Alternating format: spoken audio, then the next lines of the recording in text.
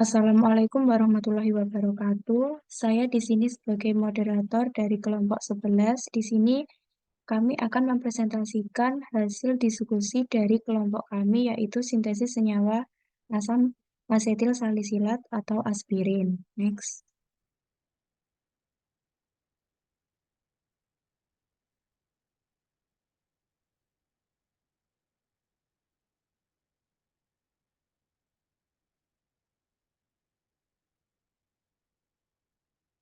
Berikut dari anggota kelompok kami, Yayinta Karisma dengan NIM 10 12 20 44, Dinar Puspitasari 10 12 20 52, Dia Anis Mursida 10 12 20 54, Enida Sasya Pradila 10 12 20 58, Eri Syadwi Mailinda 10 12 20 59. Next.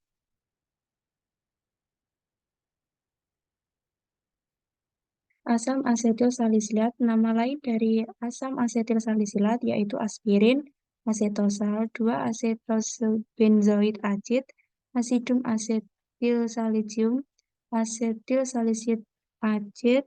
Asetosal memiliki khasiat sebagai analgetik, antipiretik, dan antiinflamasi. Aspirin juga memiliki efek antikoagulan dan dapat digunakan dalam dosis rendah dalam tempo lama untuk mencegah serangan jantung. Struktur kimianya terdiri dari gugus asetil, RCOO, yang terikat pada benzena dan gugus karbosilat, COOH. Next.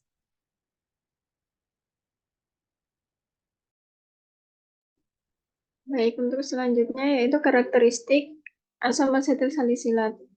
Berdasarkan sifat fisik kimianya, asam asetil salisilat atau aspirin merupakan senyawa golongan ester yang memiliki rumus molekul C9H8O4 dengan berat molekul 180,16 gram per mol, titik lebur 135 derajat Celcius, titik didih 140 derajat Celcius. Dengan sifat fisika yang dimiliki oleh asam asetil salisilat, yaitu sukar larut dalam air, mudah larut dalam etanol, larut dalam kloroform dan eter. Asam asetil salisilat berupa hablur putih, umumnya seperti jarum atau lempengan tersusun, atau serbuk hablur putih, tidak berbau atau berbau lemah, stabil di udara kering, di dalam udara lembab secara bertahap terhidrolisa menjadi asam salisilat dan asam asetat. Hal berikut dikutip dari Farmakope Indonesia, edisi 6, jilid 1, tahun 2020, halaman 170.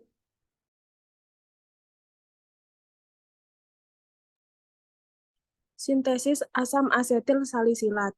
Asam asetil salisilat merupakan senyawa ester yang dibuat dengan reaksi esterifikasi. Dengan bahan dasar asam asetat salisilat dapat terjadi apabila asam salisilat bereaksi dengan asetat anhidrat dan terbentuk gugus hidroksil dalam asam salisilat.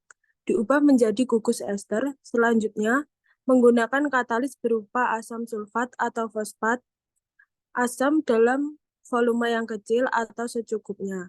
Kemudian digunakan pengencer organik seperti silena atau toluena yang memiliki fungsi untuk peningkatan keseluruhan dalam proses sintesis aspirin.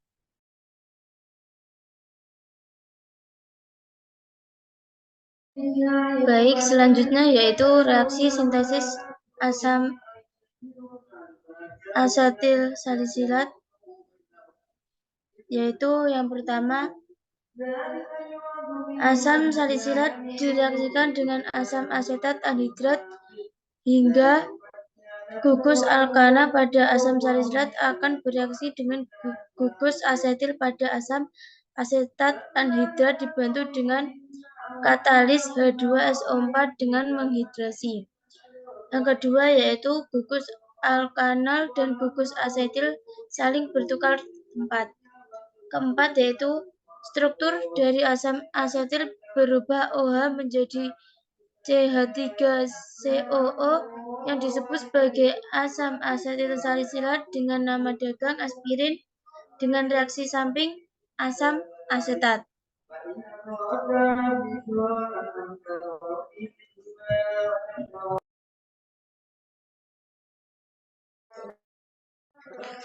Prosedur kerja asam asetilsalisilat yaitu yang pertama ada prosedur kerja tradisional.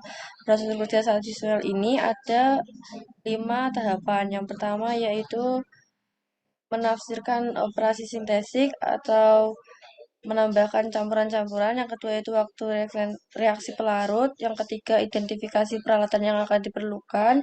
Yang keempat mempersiapkan atau merangkai peralatan sintesis. Yang kelima melakukan sintesis. Sedangkan yang kedua yaitu alur kerja otomatis. Pertama yaitu proses penguraian, yang kedua yaitu ekstrak dari tindakan sintesis, yang ketiga yaitu mengubah atau memvalidasi rencana prosedur, yang keempat yaitu hasil grafik pengaturan fisik, yang kelima yaitu prosedur kompilasi atau menyiapkan platform, yang keenam yaitu menjalankan sintesis.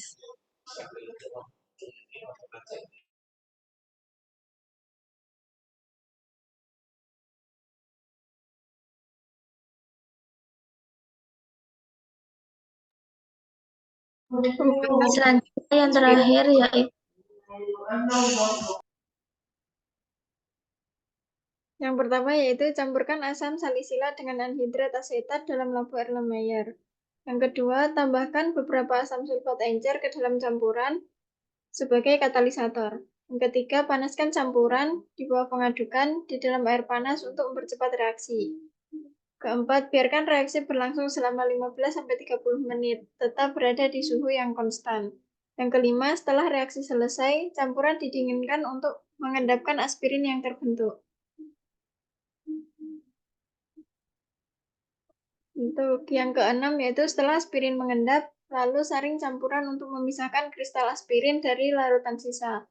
Yang ketujuh, cuci kristal aspirin dengan air dingin untuk menghilangkan residu larutan dan kemudian dikeringkan. Yang kedelapan, kristal aspirin yang sudah kering kemudian dimurnikan dengan zat tertentu seperti pengkristalan ulang atau sublimasi untuk mendapatkan produk yang lebih murni.